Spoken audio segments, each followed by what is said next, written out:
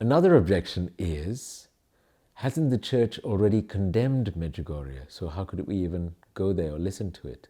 Now, when we look at how the church deals with an alleged apparition, there are three judgments Holy Mother Church can make. The first category is constat de supernaturalitate, meaning this is established as supernatural. So that's confirming that this place is worthy of belief. Okay. The second category is non-constat de supernaturalitate.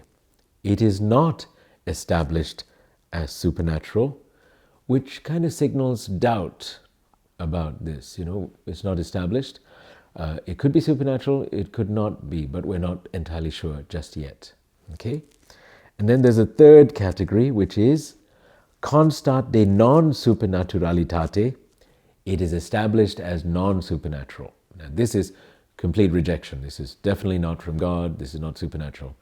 It would be a rejection. So you have approval and rejection, and in between you have could be, we're not sure. So Medjugorje belongs to the middle category, because it is true the local bishop there objected to Medjugorje. Bishop Žanić, at that time he was the bishop of Mostar, and although he initially said Medjugorje is supernatural and he believed it, etc. Initially that was what he said, and then later he changed his mind. Then Holy Mother Church intervened and took away the responsibility for judging Medjugorje in these terms from the local bishop and gave it to all the bishops of Yugoslavia, the country where Medjugorje was in at that time.